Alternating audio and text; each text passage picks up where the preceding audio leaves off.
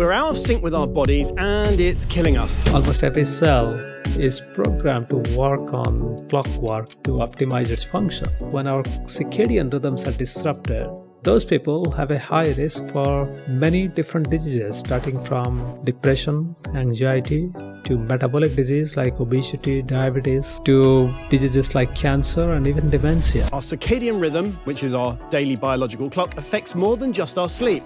It influences every aspect of our health, energy, healing, and sleep. There is a huge link between circadian rhythm disruption and gut dysbiosis. From our weight to our energy levels, and even how well we fight off disease and infection. Time-restricted eating not only protects you from disease, it also makes you more resilient and more athletic. Almost every Olympic records or world records are actually broken in late afternoon or evening. So, if you want to know the best times to eat, exercise, work, and sleep, today's guest has the cheat code.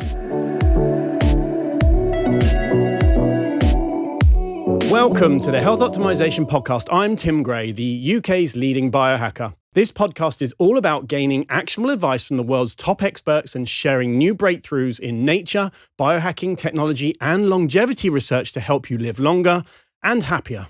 Stop fighting your body and start getting in sync with it. Timing our day right is so important. Simply by getting proper exposure to natural light, fixing our eating patterns, optimizing our sleep, and exercising at the right time, we can improve all biomarkers of health. Dr. Satchin Panda says aligning our daily activities with our natural biological clocks can improve metabolic health and immune function, make it easier to lose weight and keep it off, improve brain function, and literally make you live longer. Dr. Panda is the world's foremost expert on the subject. He's the director of the Regulatory Biology Laboratories at the Salk Institute for Biological Studies. That was a mouthful. And he's written two incredibly important books, The Circadian Code and The Circadian Diabetes Code.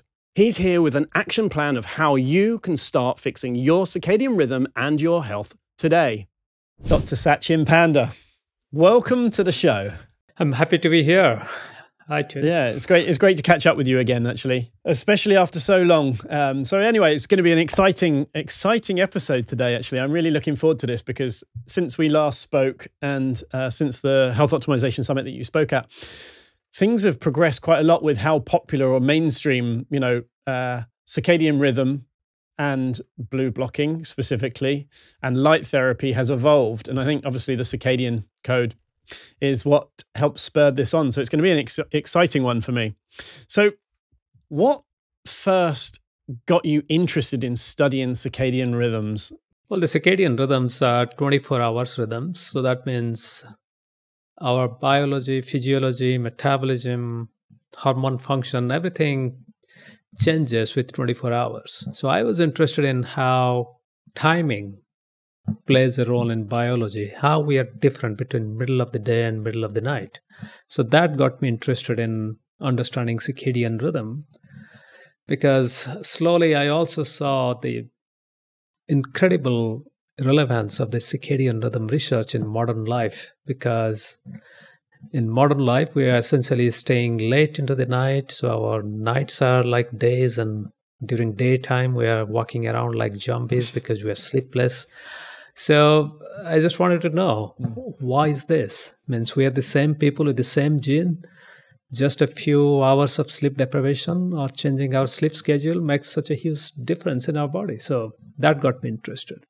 I mean, it's a very, very interesting, and I think your book runs through this so well. And obviously there's various other books I've read about the impact of light on health. For instance, I think John Ott's book was interesting, a very old book on the effects of different light waves or light on health and how plants and things like that grew, which is very interesting. So I mean, that really got me onto the topic quite a long time ago as well. But okay, so why are these circadian rhythms so important? And why should we be paying so much attention to them? I mean, circadian rhythms are controlled by what we call circadian clocks. And these clocks are present in almost every cell, in every organ, and every brain region of our body. So that means just like our brain goes to sleep and wake up in every 24 hours, and during this sleep, our brain reset, rejuvenate, Just like that, almost every organ, every cell in our body also needs that, what you can say, time of reset and rejuvenation. That's one aspect. And then the second thing is, just like in a typical day, you cannot do everything everywhere all at once. Our body cannot do everything everywhere all at once. So our body has to optimize its function by timing different function to different part of the day. So for example, during the daytime, our digestive system we can eat. Our digestive system can digest food, absorb nutrient. Also during the process, damages our body, damages the gut lining, creates a lot of toxic molecules that are byproducts of digestion, and those things have to be cleared up during the overnight fasting phase. Similarly, almost every cell has its own clock. Our cells divide, and that cell division seems to happen only during the night time, because during daytime, if cells divide in the presence of UV light from the sun ray, then we can accumulate more damage, and that can progressively lead to cancer. So it's kind of amazing to see how almost every cell is programmed to work on clockwork to optimize its function. And so that's why what we also see is, when our circadian rhythms are disrupted, like people who travel more frequently, or those who do night shift and day shift work, or those who simply stay up late into the night randomly few days in a week. So those people have a high risk for many different diseases, starting from affective disorders like depression, anxiety, to metabolic disease like obesity, diabetes, high cholesterol, hypertension, to diseases like cancer and even dementia. It's really interesting because you've just made me think of, I think it came from your book actually, where depending on the time of day that you eat, a certain gene switches on and off so that you actually have a greater insulin response or not. So therefore, eating after sunset actually meant that you put on weight just by the timing. And I think I'm not sure if it was a rats or a mouse study that you did. Could you just tell us a little bit about that? Because I think it's super interesting. Yeah, so what you just mentioned is actually true in humans. So for example, this was discovered in 70s, almost 50 years ago, that if you drink a glass of juice, smoothie, in the morning, then of course after we drink some sugary drink, then our blood sugar level goes up, and then our body produces insulin to bring it back. So if a healthy person drinks this glass of juice or smoothie in the morning, it will go up, blood sugar goes up, and then comes back after 60 to 90 minutes. But if the same person drinks the same smoothie in the evening, then the blood sugar can go up by 50% more, and it can take way much longer to come back, as if the person was healthy in the morning and is pre-diabetic or diabetic in the evening. And that even led to the idea, to the terminology, that evening diabetes. So that means you may be healthy in the morning and diabetic in the evening. That led to that, and many other experiments and observations along the way led me to do this very simple experiment almost 12 years ago in 2012. And that's when we put mice, young male mice, which are perfectly healthy. We divided them into two different groups. Both groups got the same number of calories from the same diet. And the diet was high fat, high sucrose diet, the type of unhealthy diet that we are always exposed to. And one group of mice were allowed to eat whenever they want throughout 24 hours. So there was no circadian control to their feeding. So they could eat even in the middle of their sleep, or in the middle of the day or night. And then the other group, which we call time-restricted feeding group, where the timing was restricted. So that means they were allowed to eat only within an 8 to 9 hours window during nighttime, because mice are night active. That's when they are awake. So we allowed them to eat at night. So we did this for 17, 18 weeks. Every week we measured how much they ate, how much they weigh. And every week we made sure that these two groups are eating the same number of calories from the same type of food. The first group, as expected, actually became obese, diabetic, had high cholesterol, and had bad liver disease. They almost were developing fatty liver disease. And then the second group was protected from all of this. They weighed less, they had less fat, they had less inflammation. Their blood sugar levels were much better controlled. Their cholesterol was way significantly lower than the first group. Their liver looked healthy. It was so surprisingly shocking that we had to repeat this experiment 3 times with 3 different people in the lab. And every time the results were the same. And then we said, well, these mice are going through 14, 16 hours of fasting. Are they strong? Are they healthy? Can they run on a treadmill? And when we put them on treadmill, again, to our surprise, these mice that were eating only for 8 to 9 hours, they actually outran mice that even were eating healthy food whenever they wanted. So that was again shocking to see how this time-restricted eating not only protects you from disease, it also makes you more resilient and more athletic, at least the mice. More athletic. So sitting on the sofa, eating junk food in front of Netflix in the evening at 9 p.m. is pretty much the definition of doing it wrong. Yes. Yeah, it's crazy. It's crazy how the word has gone backwards for convenience, but it ends up not being convenient. So what can people take away from this in terms of knowing when we eat? I mean, we know that what we eat, the quality of nutrient and then the quantity of nutrient that we eat is important. And then this experiment essentially added another element, that the timing is also important. And by controlling when we eat, what we call time-restricted eating, and now it's the most popular form of intermittent fasting, what it tells you is by time-restricted eating, or this popular form of intermittent fasting, you can reduce the adverse effect of unhealthy food. And second, you can improve or you can magnify the health benefits of healthy diet. Because one more thing that I didn't tell you was, in the same experiment, we had another group of mice that are eating healthy food.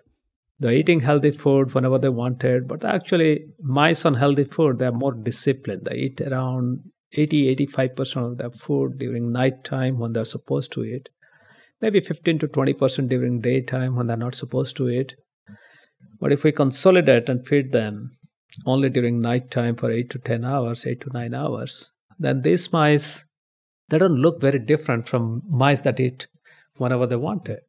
But if we put them on a MRI machine to see their body composition, what we found, surprisingly, was these mice that eat within 8 to 9 hours, they actually accumulate more muscle mass.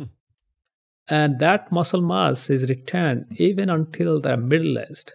And this is very important because you may be healthy, you may not have any disease, but what is important is to maintain muscle mass into our middle age and older age so that we can remain healthy long into our old age.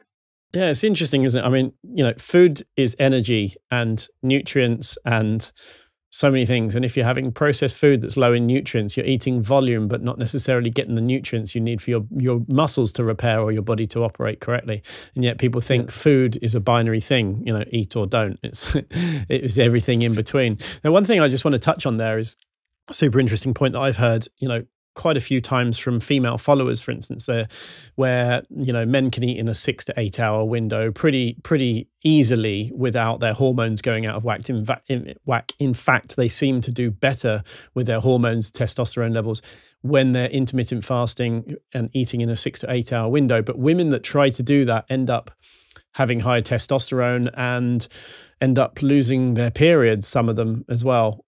And it seems, I don't know where you stand on this, but one of the... Is there a study or is it anecdotal? It's anecdotal, yeah. So yeah, so I don't comment on anecdotal. Yeah, sorry. Okay. No problems. Yeah, so it's just... But what I can tell you is we never, in our human studies, we never ask people to eat within 6 to 8 hours. All of our human studies, clinical studies, are focused on 10 hours time ratio eating, because 10 hours is a decent window when people, both male and female, can actually get enough nutrition, and they can also maintain this habit for a long period of time. Interesting. And there is no study on 6 to 8 hours showing any significant difference between male and female participants in 3 months or 6 months interval. So, sorry, I cannot comment on that. No, that's perfect. It's perfect because, when we read things on the internet or different articles and things like that, it's actually nice to hear it from the man himself, what's real and what's not. And as you know, misinformation can spread everywhere. So I will look into that actually, and I'll drop you a line to let you know where I found that information. So thank you for clarifying on that, and I understand. So we need to wait before we eat after waking. But what about having coffee or tea straight after we wake? So the question is why somebody needs coffee or tea after they wake up. So that means that sleep was not enough. So they're waking up with insufficient sleep. And that's why you need coffee or tea. The other idea, maybe people are waking up and they just have this habit that without coffee and tea, without warm water, hot water, they just cannot be functional. And then the third thing that I hear from people, many of our clinical participants, is they need something to drink for bowel movement. So let's go to the first one. Like if you have insufficient sleep and you're waking up, sleep is when our brain is actually cleansing itself, detoxifying, literally detoxifying. So, which is similar to, you're doing your laundry. Are you going to stop your laundry by putting an alarm clock and taking out the clothes? So it's almost like your brain is a wet, dirty cloth, and you are trying to kind of sugarcoat it or spray paint it with some coffee. That's exactly what's happening when you wake up with insufficient sleep and you're trying to drink coffee. So that means that you may be sleeping less, or what I see again in these days is some people take a lot of melatonin at nighttime and they have too much melatonin in the morning. So even after 7 to 8 hours of sleep, they're still feeling groggy, kind of hazy, and then that's why they want coffee. And then when it comes to bowel movement, actually, what is interesting is a lot of people, what they need is volume of water or warm water to make themselves go to the toilet. And for some of our participants, we actually suggest, and it seems to work. But anyways, coming back to the question, so if you cannot stay away from coffee because you might have a morning job where you have to drive, and we certainly want you to be awake than to drive sleepy. So in that case, black coffee or black tea can be an option before your breakfast. But again, we also hear from a lot of participants that they may be okay drinking black coffee in the morning in empty stomach for years, but then all of a sudden after 10 or 20 years, they develop morning acid reflux. So pay a little attention to all of this, and then if you can't, then black coffee or black tea may be okay before you're breaking the fast. Yeah, it's interesting. I hadn't considered the whole, if you've underslept because you're going to bed at midnight and waking up at 6 a.m., which just isn't enough sleep, and then you're driving a car to work. I mean, coffee, I guess, is an important thing. I mean, it's funny when someone says, oh, well, I just wake up the same time every morning. I'm always tired. It's like, well, go to bed earlier. Your circadian rhythm is, you're exhausted because you're not sleeping enough. And but I hadn't considered the coffee waking up for driving a car, because it could actually be dangerous. I mean, I heard Andrew Huberman say recently, and he said that you shouldn't drink coffee within 90 minutes of waking up because of the cortisol spike that it will give you will be from the coffee opposed to your body's natural cortisol spike. Therefore, you'll become reliant on the coffee, and therefore you shouldn't have it within 90 minutes. And if you wait 90 minutes, then your afternoon energy would be better because your natural cortisol production will be more in line with your circadian rhythm. So I thought that was interesting. I don't know if that's anecdotal or if it comes from a study. Knowing Andrew, it probably does come from a study somewhere. But I found it quite interesting. So I actually adjusted my caffeine intake in the morning and actually wait for an hour to an hour and a half after waking to have a coffee and any food as normal anyway. I found that my afternoon energy and mental clarity is so much better, and my whole sleep cycle actually became better just from changing that one thing. No, it's kind of interesting that we are just talking about timing. You are not changing your caffeine intake. You are not doing anything big. It's just changing the time. So that's why I'm telling you, this biology of time is so powerful. If we can leverage it, hack it, then we can actually live a long, healthy life. I heard that depending on the time of day of a surgery, and it's not from the surgeon's work, it's more from your body's circadian rhythm, heals better depending on the time of day a surgery is done. Can you shed any light on that? Yes, actually, this was a study from Europe where they looked at heart valve replacement surgery in a specific hospital by the same surgical team, whether the surgery was done in the morning half or the afternoon half. And then they followed up these patients for next several years to see how many of them actually survived the surgery and lived longer. And there seemed to be a very strong circadian time of the day specific effect. This was a paper in very reputed medical journal, either New England Journal of Medicine or The Lancet, one of them. And that was very surprising for a lot of people because this is the same surgery team, the same hospital, and similar, very comparable group of people, and morning and evening, afternoon surgery had a huge effect. And subsequently, now people are looking at various aspects of surgery, even anesthesia, and they're finding very strong circadian effect. So that has gone into even medicine. For example, some of the cancer drugs, chemo drugs for breast cancer patients, some are more effective if given in the morning, some are more effective if given in the afternoon. And then recently there was another paper showing even immunotherapy at different time of the day might have different outcome. So this has led to a new subfield of study called chronotherapy, or timing of treatment, which encompasses, we started this discussion, surgery, medication, and even vaccination, because morning vaccination gives you much better protection against subsequent infection than afternoon vaccination. That's interesting. So my next question is, okay, I'm going to have surgery. What time of day should I have it? So, that particular surgery was heart valve replacement surgery, and I'm sure you are not going to have that surgery. You are healthy enough. But I don't know whether the same result applies to other forms of surgery. But because we have to be careful, as I mentioned, even for breast cancer, some chemotherapeutic agents work better in the morning, and others actually work better in the afternoon. But what we know is your bleeding time and clotting time, which are very relevant to any kind of surgery, also has a very strong circadian rhythm. So that can be one factor. But, these days the surgeries are so precise that people are actually not bleeding that much.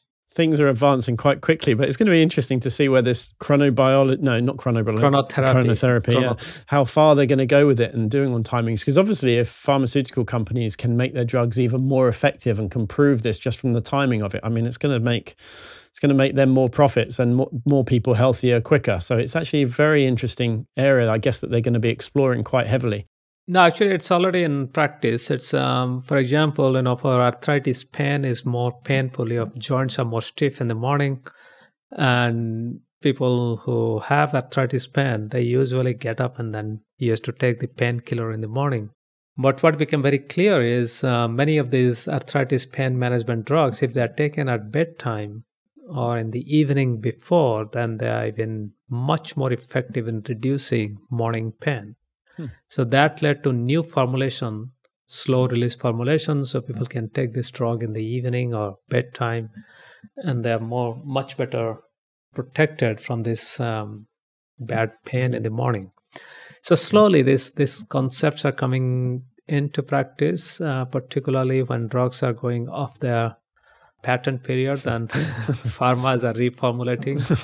At least in that stage, we can see some chronotherapy coming into play. You must be really excited for this because, I mean, let's be honest. I mean, you know, circadian biology has been around for a while, but your book really did make it mainstream and popular. So you must be really excited about how this is really kind of like going out into the world even more so and becoming much more mainstream. I think, the way I look at it is I do my research due to honest taxpayers' money. And I have a duty to actually spread this knowledge to the global audience only because of their taxes. I'm doing all this research. But it's very gratifying to see the book the Circadian code has now been translated in 18 different languages. And I see even many regional languages, people read that book and send me comments. It's very gratifying. You're very, very humble, Satchin. So on the food topic, just to take it back a little bit, but what would you say are your top 2 or 3 recommendations to get started in establishing a daily eating schedule or routine? Like the 2 to 3 things that you would recommend? Yeah, one thing is after waking up, just wait 1 to 2 hours before your breakfast. And, a lot of us, we have this habit, just like you said, people get up and then have a cup of coffee with cream and many with cream and sugar. And in some parts of the world, they actually have a cup of tea with biscuit or something. My home country, probably. Yeah. In India too. So try to delay that. Means you are not depriving yourself of that morning pleasure. You are just delaying that pleasure for a little while, and you're building up the anticipation. We also see that even we do a lot of clinical studies where we bring people who are obesity, diabetes, or high cholesterol, and they've tried many lifestyle intervention. And you just ask them, just delay your breakfast by whenever you are eating by one more hour. And that becomes a little bit easier on some people. Some who eat breakfast at home and then travel to work, they pack their breakfast and go to work and eat. Then the second is on the other side of the eating window. So try to advance your dinner time so that your dinner is at least 3 hours before your habitual bedtime. So that means if you typically get ready to go to bed around 10 o'clock, between 10 and 10:30, then you should try to finish your dinner by, say, 7:30. So these are the 2 recommendations that people find it relatively easy to begin. And then once you shrink this, then the third thing is try to actually sleep or be in bed for 8 hours. Because what happens is when you don't sleep enough, your brain actually has less control over food craving. So it becomes a little bit difficult to manage food, what to eat, how much to eat, when to start, when to finish. So these are the 3 things: delay breakfast, advance your dinner time, and try to be in bed for 8 hours. I mean, it's so basic but so unused. It's ridiculous. It's like how we're the smartest creatures on the planet, but also the most stupid at the same time. Well, the thing is, the reality is, we are living with circadian rhythm for 200,000 years, but we didn't pay attention to circadian rhythm and coming up with our cultural practice, our societal practices, and then work schedule and all that stuff. The reason why we tend to eat late is because we are actually working late. We get home late. And then we need our free time because evening time is when we want to socialize. It's very natural. This is very human. We have to do it. And if you work long hours, then you don't have that time. You delay that time. The very essential, the essence of being human is to socialize and to share food. So that gets delayed. It's funny because I was thinking about this yesterday by complete chance. And it's like, obviously, I know that we had today lined up, but I was thinking about this. It's like people eat so late. If, for instance, meeting my lady for dinner, let's meet at 7 o'clock. And it's just like, but then you don't eat until 8, and then you're digesting your food at 8:30, 9, 10 o'clock, and then you get into bed at 10:30. And it's just like, it's the world is geared up around our working lives, not our health. And thinking like, wouldn't it be amazing one day that companies would say, right, you work from 8:30 through to 4. And then you have your socializing time. Everyone else can eat around, 6 o'clock. Get to bed earlier and actually wake earlier. And we shift the whole world if companies actually shorten their days by a little bit. And the thing is like the productivity difference. And I can't remember the statistics exactly, but the productivity difference from between underslept and properly slept staff is significant in terms of health and productivity. Wouldn't it be amazing if we could just cut this short? And I mean, to be honest, I would be happy to lead with my staff, actually, my team. Yeah, so I think one can actually try to do that, just like you said. I usually leave work around between say 4:30 and 5:30. So I finish my dinner, and then if I have to catch up on work, I have another 1 hour. And after dinner and before going to bed, I still have some time to spend with my family, watch some TV show. But still, I have an hour to catch up on last email or few thoughtful things or One doing whole some hour. mindless jobs. Yeah. But coming back to your comment, so one thing is we should not overdo this. Like, for example, you mentioned that some people are trying to eat within 6 to 8 hours. And I kind of said that there is no real data about male-female difference. But actually what happens is, this is something actually observed among elite athletes and also recreational athletes who are trying to maintain a body weight. And particularly for competitive athletes, we are recording this just before the Olympics. And nearly 40% of Olympic athletes actually do this. They eat less to maintain a body weight so that they can qualify for a particular weight category. And then many recreational athletes, particularly women, they run, and marathon runners particularly, and other recreational athletes, they eat less and they exercise more. And irrespective of whether they're eating less within 8 hours, 6 hours, or 12 hours, if their energy intake is significantly less than their energy demand due to physical activity, that's when they have irregular menstrual cycle, and then they have low bone mineral density. They are more prone to injury. They may also have depression and sleep disorders. And this is called relative energy deficit syndrome in sports, or REDS. And when you're talking about some people trying to eat within 6 hours or 7 hours, it's not that male and females respond differently with respect to REDS. For females, it's very obvious because they will miss a period and they will know something is wrong with them. Mm-hmm. Whereas for males, they actually also experience low bone mineral density. Mm. And it's very hard to replenish that. And they're also prone to injury, but unless they actually get injured, they don't actually figure out what is wrong with them.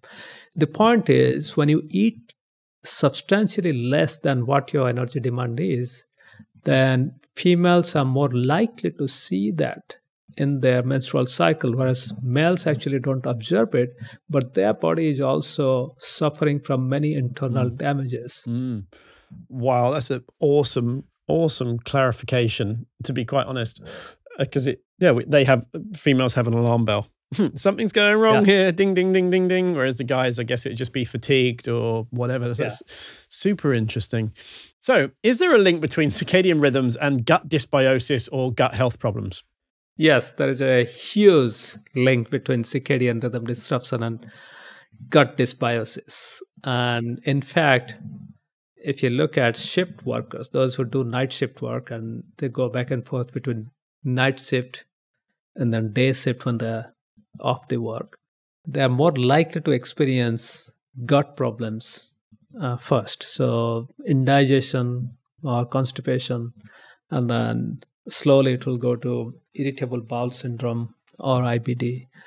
And among different forms of cancer, actually, cancers of the gastrointestinal tract is the number one, or among the top ones among the shift workers. The reason being manifold. So one is our digestive tract is strongly circadian, because one thing is just like sleep and wakefulness is strongly predictable. Our body also predicts that we are likely to eat during daytime when we are awake, and we are likely to fast during nighttime. So what does it mean is our production is strongly circadian. Saliva is little basic to neutral in pH. Then our digestive juice in our stomach, which is strongly acidic, that also has a basal circadian rhythm and also in response to food. So for example, late night if we eat, our stomach produces too much acid, whereas during daytime, it just produces enough acid to digest our food. And then the gut lining gets damaged every single day when we eat and digest our food. So the gut lining needs to be repaired every single night. And that repair process happens when we produce growth hormone at nighttime. And then the lining gets repaired in our middle of our sleep. And then our gut actually has a peristalsis movement. So that means our food actually slowly moves along the small intestine. That movement has a circadian rhythm. During daytime, it moves much better than nighttime. So then what happens is when we have circadian disruption, we're eating randomly between day and night, late nights one day, and then skip dinner another day. Then the circadian rhythm in our gut gets disturbed, so the gut cannot repair itself properly, or it produces too much acid when there is less food. So people may experience acid reflux, and usually acid reflux is worse, or heartburn is worse at night or early morning. And then there can be indigestion because the food is just staying in your small intestine, it's not moving much. That can be, in long term, it can lead to dysbiosis, or the gut bacteria composition will become unhealthy, because every day the gut has to go through this feeding and fasting phase. So that means when we eat, we have one set of bacteria that help us digest. And then when we fast, there is another set of bacteria that do different roles in our gut. And if we have circadian disruption, so then this different mix of bacteria, they get mixed up, they don't grow pretty well, and the bad bacteria tend to grow. So now there is a strong movement towards managing your eating time to reduce some gut dysbiosis and improve gut health. But unfortunately, I haven't seen any strong, large-scale clinical trial on how time-restricted eating or intermittent fasting with the optimum, maybe with or without probiotics, can improve gut health. And this is one area that's ripe for research, particularly in humans. Yeah. I mean, especially when you consider international travel. For instance, when I fly to for instance, California, or 8-hour time difference, which is pretty heavy. And in fact, I flew from India to London, stayed for 48 hours, and then flew from London to West Coast, America, and that was 11 hours difference. And like my digestion was off completely. I mean, as you know, I every time whenever I fly transatlantic or whatever, but it seems to be upset. And, same with my brother. And I think quite a lot of people seem to experience the same thing. And I don't just think it's sitting on a plane in a tube with low oxygen bent over. I think it's significantly more to do with circadian rhythm. So, yeah, it's really, really interesting. So, as you've mentioned, shift work is associated with higher mortality. Can shift workers do anything to sync an ever-changing circadian rhythm? Yeah, so there are many different types of shift work, and that's the biggest challenge because shift work schedule is not based on science, it's based on convenience. So, for example, even within the same hospital or even within the same city, different workers may be on different types of shift. For example, in a given city, the firefighters may be on 24-hour shift. So they may come in at 8 a.m., leave at 8 a.m. the next day. And that's what happens in San Diego. The San Diego firefighters are on 24-hour shift. But then the police officers, of course, they are not on 24-hour shift. They may be 9 or 12-hour shift. And for the firefighters, they may be on for 1 day, off 1 day. So they go on and off 4 cycles and then off for 3 days or 4 days. Whereas for police officers, they may be in the afternoon shift or the graveyard shift or night shift for 5 days, and then they get 2 days off. And either they will go back to another shift or stay in the same shift for 3 months or 4 months. So the bottom line is, both of these cannot be based on the same science. And we also see nurses, even within San Diego, some nurses, they work 12-hour shift. And from 1 week to another, they go from night shift to day shift. So the biggest challenge with shift worker is their shift schedule is not based on science. It's based on convenience. Mm-hmm. And what we see is if the shift workers stay on the same shift schedule for a long period of time, maybe 1 month or 2 months or 3 months, and then they rotate to a different shift, then they have much better control over when to eat, how to adjust their life around that shift, versus somebody changing the shift in every 1 week or even sometimes within the week. So now coming back to 24-hour shift, because 24-hour shifts are easier to manage. It's the same shift, 8 a.m. to 8 a.m. Of course, they are waking up too many times in the middle of the night to fight fires or attend emergencies. And in this case, we actually did a study where we asked whether the firefighters who do 24-hour shift, can they try to eat within 10 hours, not 8 hours or 6 hours, 10 hours? And can they still be functional? Because it's a huge risk. Firefighters respond to your 911 call. And if they're delayed by a few seconds, it's the difference between life and death or property damage. So we took this risk. The firefighters also took the risk. Fortunately, what we found was firefighters could adopt a 10 hours time restricted eating. And when they did that, those who were healthy to begin with, they stayed healthy. Eating within 10 hours and fasting for 14 hours did not reduce their performance, did not reduce their strength or mental acuity. And those who started with extra weight or extra blood glucose, blood cholesterol or blood pressure, their health actually improved. Their blood pressure, blood sugar, and blood cholesterol tended to be more healthy. And when it came to mental health, we also saw that the mental health remained steady, did not deteriorate due to shift work. Finally, there was a inadvertent effect, benefit of time restricted eating, 10 hours time restricted eating. And that was the shift workers actually reduce their alcohol intake. Many shift workers, they do a very stressful job. And one way to fight stress for them was to have 1 or 2 drinks on off days. And we saw they actually reduce their alcohol intake significantly. So the bottom line is, yes, for some shift workers, this time restricted eating or intermittent fasting, say 10 hours or so, is feasible. And if they can do it, then they can sustain their health if they're healthy, or they can improve their health if they have some conditions. No wonder it's called a graveyard shift. I mean, I don't think it was invented for that reason, but I'm pretty sure we should change the definition of it. Yeah. So let's talk about how light fits into all of this.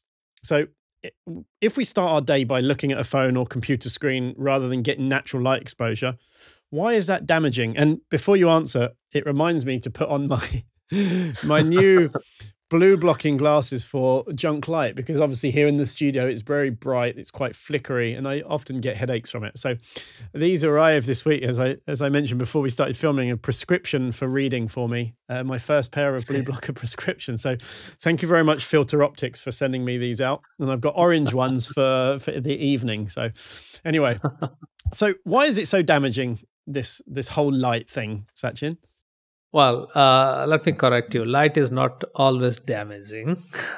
There are certain wavelengths and certain properties of light that may have adverse effect. But again, it's also depending on the time, because during the daytime we actually need a lot of blue light, and daylight or the outdoor light is the richest source of blue light. And this blue light is very important because it entrains our circadian clock or sleep-wake cycle.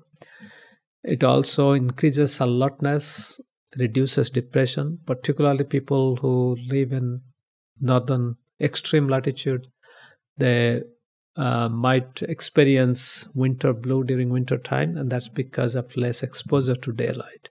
There are also some people who may live actually in normal places with enough of natural daylight, like in San Diego and or California, but they may stay indoors so much that they don't get that daylight. They also become depressed.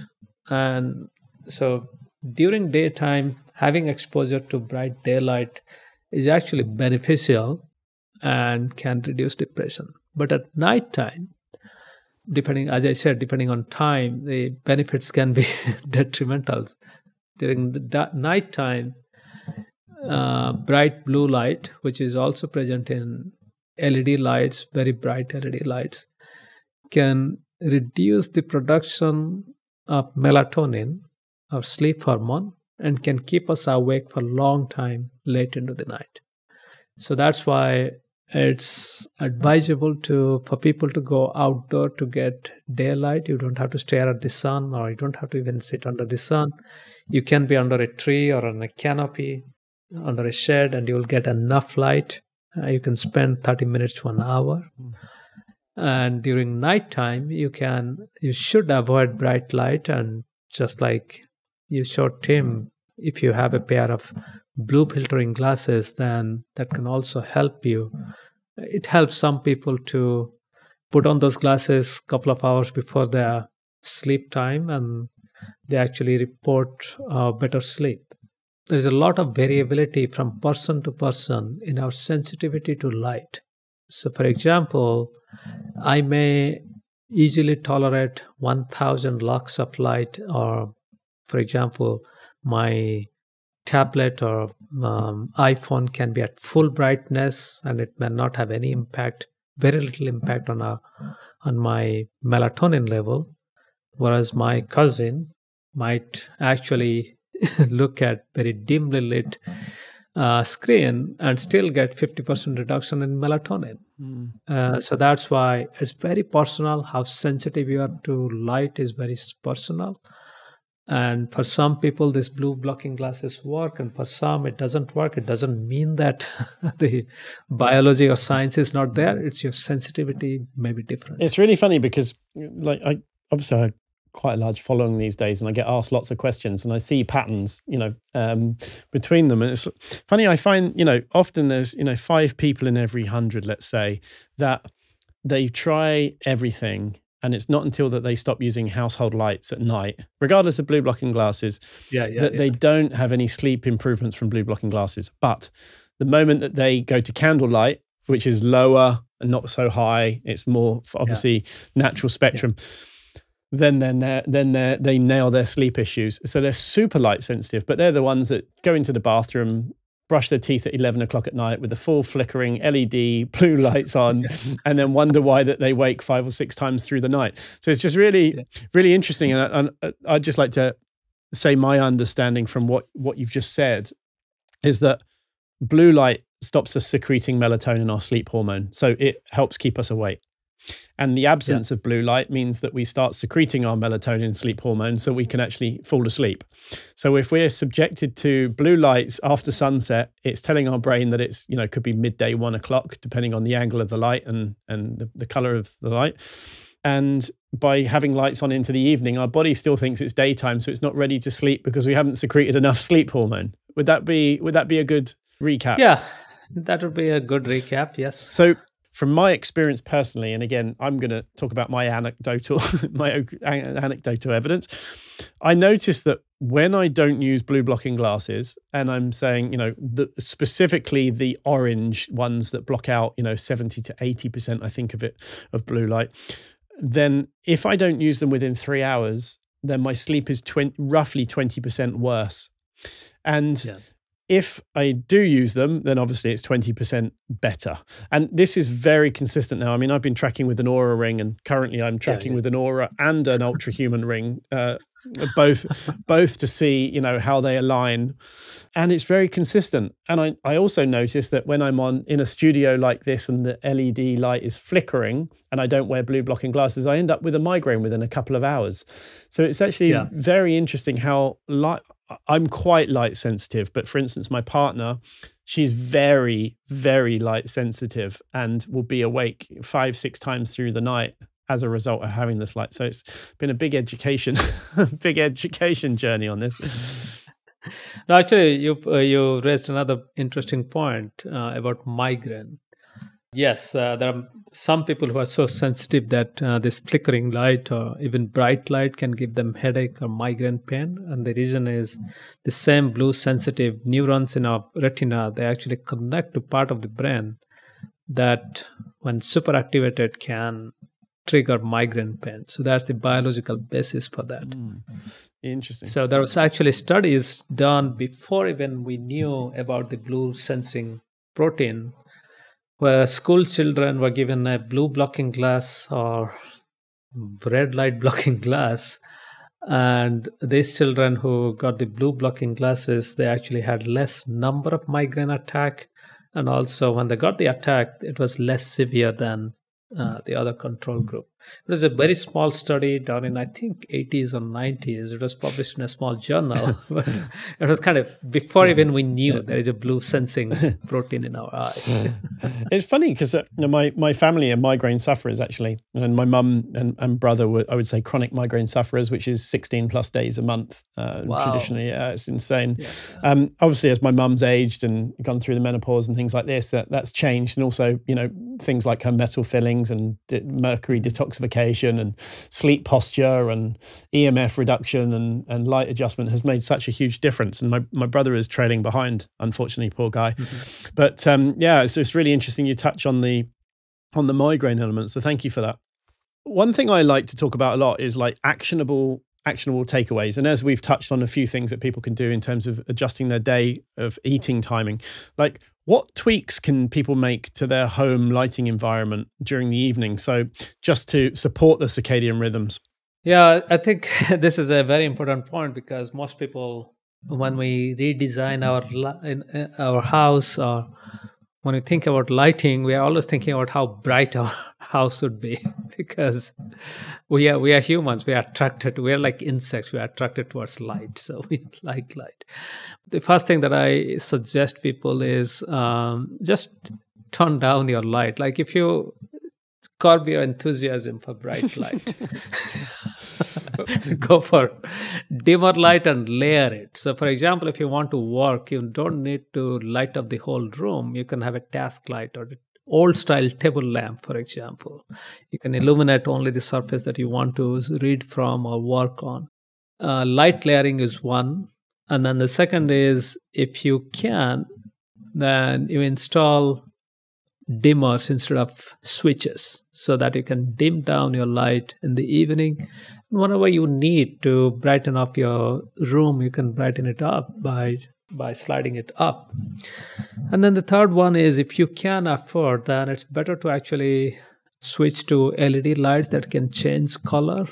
And in that way, you can also dim down, you play with spectral color. You can have sunset-like lighting with less blue light or candlelight, and you can play a lot with it. And actually, recently I'm playing with that.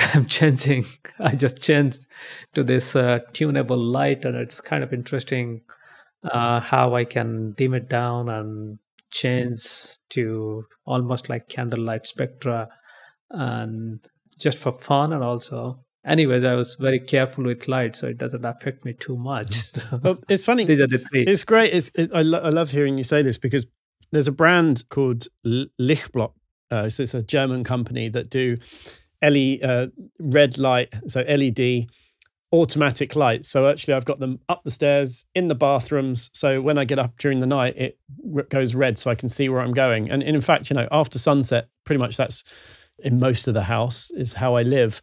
And it's actually been so easy. I mean, like using the mindset of atomic habits, do things so that you have to trip over them, or that they're already in place, so you don't have to worry about it. So it took me a while to get used to not putting the light switch on in the bathroom and just walking in and it coming on with red light. So that was one thing that I did. But also another thing that I did, which was I looked in the UK for non-flicker, full-spectrum LED lighting, one to bring down the energy bills in my home, because I had a lot of spotlights. And I found a brand over in the UK, I don't think it's available outside, by Ray Lighting, actually. And so they do full-spectrum, non-flicker LED, which I have on dimmers as well. And it is fantastic. And I've even got a table lamp like this, which you can tap on the top and dim it down to almost nothing. So, of course, it makes the lounge such a lovely atmosphere, and says, and chilled. And I notice my sleep is so much better. So I think, I hope circadian lighting built into the newer homes without the junk flicker LED bright blue crap. I hope this becomes more mainstream in the coming years. And I think if there's money to be made there, industry is going to innovate. No, I think it's already happening, because lighting is almost a $30 billion industry, and we are seeing more and more of this tunable lighting. Spectrally tunable lights becoming even more affordable, because a few years ago a single light bulb used to cost $40-50 in the US that is tunable, and now it's a fraction of it. I think I can't remember which airline it was that I flew with, but they actually changed the lighting from blue through to red during the night, and dimmed it. And I thought that's fantastic, because usually it's like a hospital. You go in and it's bright everywhere all the time, yeah. Except for during the night. But interesting. So one of the questions, it's personal to me, and I get asked it a lot. What time of day should we be exercising? And does it have an impact on your circadian rhythm? Yeah, so this is a very exciting line of research now in circadian rhythm. And they started with some old observation that almost every Olympic records or world records are actually broken in late afternoon or evening. So that means that's when we may be more, our athletic performance may maximize at that point. There are also old data showing that when the West Coast team flies to East Coast and plays against the home team, then they have a better chance of winning. So there are all this that pointed to the fact, or to the hypothesis, that maybe our athletic performance is better in the late afternoon, early evening. And there are now papers coming out showing, yes, that's true among young athletes who are athletic, and also among older people.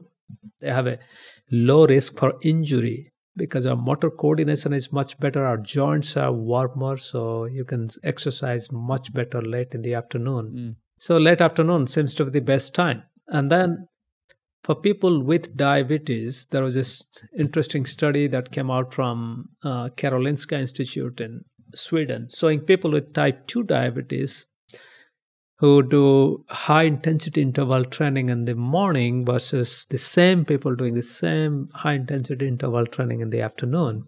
When they did the training in the afternoon, their blood sugar level actually improved much better. It went down as measured by a continuous glucose monitor. It's just not just one time point. It's 24 hours blood sugar profile. And when they did the same high-intensity interval training in the morning, the blood sugar level actually increased. So exactly opposite. So again, depending on the timing of exercise, it can have a huge impact on performance, risk for injury, and also the effect of exercise on your blood sugar level. Also, I think for me, I like working out in the afternoon. I mean, for me, actually, in the morning, it stimulates me, but then I'm quite tired through the rest of the day, and I've got a whole day to get through. For instance, if I do tennis in the afternoon, but gym in the morning, I'm blooming knackered, and it's just too much.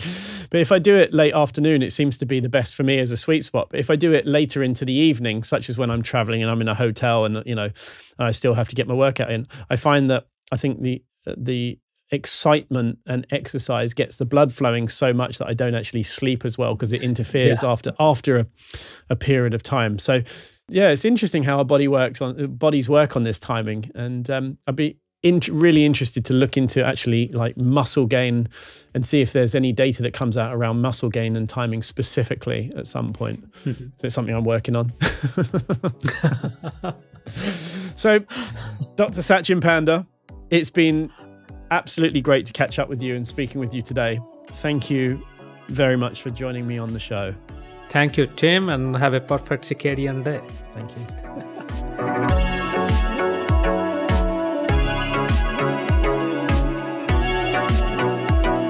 A massive thank you to my guest, Dr. Satchin Panda. Check out @satchin.panda on Instagram for more great information. You've been listening to the Health Optimization Podcast. I'm Tim Gray. Comment and leave the video a thumbs up if you enjoyed it, and subscribe to my channel to see more. See you next time, and remember, let's spread the health.